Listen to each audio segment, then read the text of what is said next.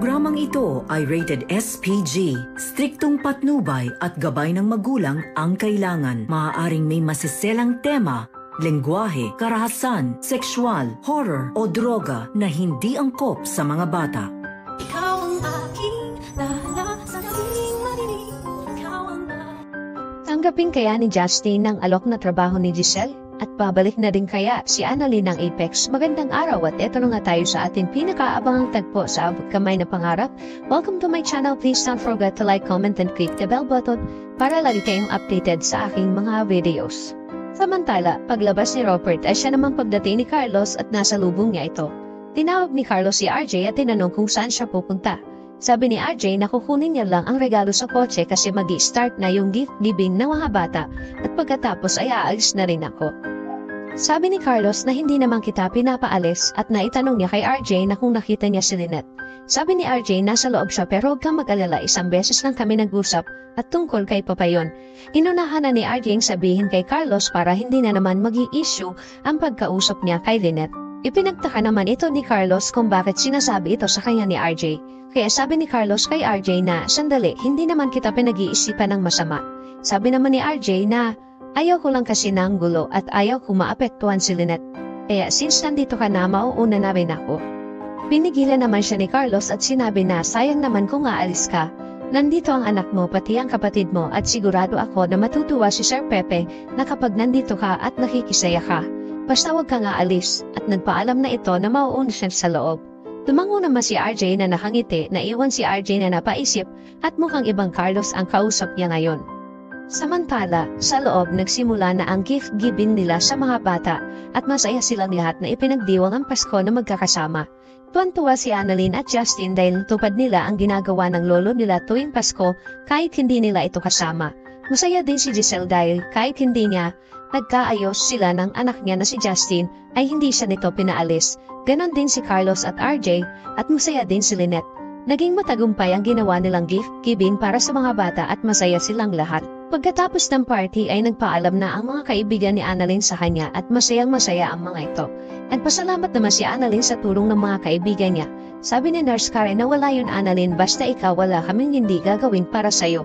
Biniro naman ni Nurse Ivan si Annalyn na bumalik na din siya sa Apex para magkakasama na ulit sila. Sabi ni Annalyn na sige pag-iisipan ko muna yan at natuwa ang mga kaibigan ni Annalyn. Umalis na ang mga ito nang biglang lumapit kay Annalyn ang tatay Robert niya at sinabi na mismo yung mga kaibigan mo no? Sabi ni Annalyn na opo tay, lalo na po yung banding namin sa Apex dati. Habang nakangiti si Annalyn at nakatingin sa mga kaibigan niya.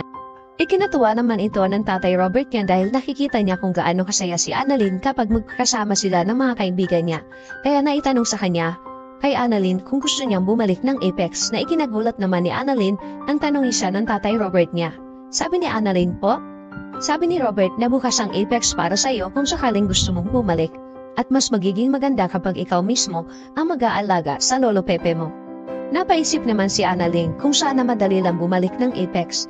Gustong-gusto sana ni Annalyn pero may isang problema lang siya at alam niya na kapag bumalik siya sa Apex ay hindi ito gugustuhin ni Zoe at Moira.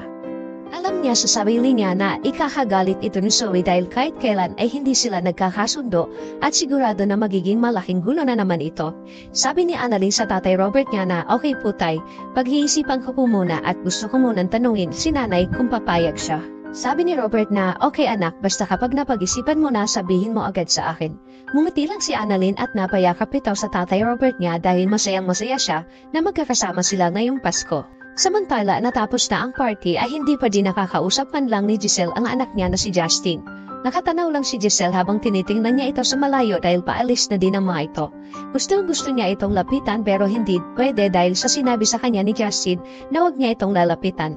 Napaiyak na lang si Giselle sa isang sulok at umaasa na mapapatawad pa siya ng anak niya. Kinabukasan sa East Ridge Hospital ay hinahanap ni Doc Enrique si Carlos dahil may magandang balita siya. Nakita niya ito sa hallway at nilapitan niya si Carlos at masayang sinabi ni Doc Enriquez na dumating na ang memo ng mga napili para mag-seminar na ipapadala sa Japan. At ang mga neurosurgeon na na-recommend nila ay si Doc Lindol Javier at si Dr. Santos. Nakangiting sinasabi ito ni Doc Enriquez kay Carlos habang si Carlos naman ay hindi naging maganda ang mood ng sinabi ni Doc Enriquez dahil nalaman niya na isa si Annalyn sa mga napili. Sabi ni Doc Carlos na okay ako kay Doc Javier pero kay Doc Santos kailangan ko muna siyang kausapin kaya hindi ko muna pipirmahan yan. At agad naman nagpaalam si Carlos na ipinagtaka naman ito ni Doc Enriquez ang sinabi ni Carlos. Napaisip siya kung bakit hindi agad ito pinirmahan dahil kasama si Annalyn. Alam niya na isa si Annalyn sa magaling na batang doktor ng Eastridge. Bakit siya nagdadalawang isip na ipadala si Annalyn kaya naging palaisipan nito kay Doc Enriquez. Samantala, bago bumalik ng Amerika ang mag-amang Eric at Justin ay pinuntahan muna nila si Don Pepe sa Apex para magpaalam dito na babalik na sila ng Amerika. Sinabihan ni Justin ang lolo Pepe niya na magpagaling na siya at sana sa muli nilang pagkikita ay gising na ito. At pagkatapos nilang bisitahin si Don Pepe ay agad silang umalis.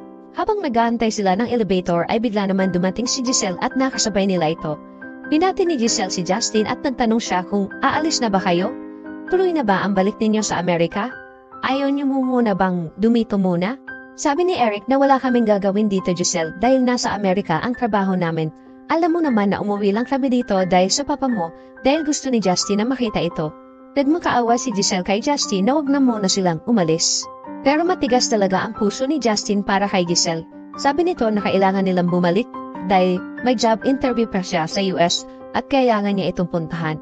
Ikinagulat naman ito ni Giselle at nagkaroon siya ng pagkakataon na aluking si Justin ng trabaho sa Apex. Sabi ni Giselle, bakit hindi ka magtrabaho sa Apex para hindi ka naaalis? Total, nandito na kayo, bakit hindi mo subukan muna dito magtrabaho at kung hindi mo magustuhan ay pwede kang umalis kahit anong oras. At matutuwa ang lolo mo kapag nagising siya at nalaman niya na nandito ka nagtatrabaho. Hindi makaimik si Justin at napatingin ito kay Eric habang si Giselle naman ay nag-aantay ng sagot ni Justin at nagmamakaawa ito na please say yes. Tumingin lang ito kay Giselle nang bigla naman bumukas ang elevator at sabay tinalikuran niya si Giselle kasunod si Eric. Naiwan si Giselle na umiiyak dahil kahit anong gawin niya ay tinatanggihan siya ni Justin. Sa loob ng elevator tahimik si Justin at napansin ito ni Eric. Sabi ni Eric na mukhang malalim ang iniisip mo. Bakit? Gusto mo bang tanggapin ang alok ni Giselle sa'yo? Gusto mo bang magtrabaho sa Apex? Sabi ni Justin kay Eric na total nandito naman tayo.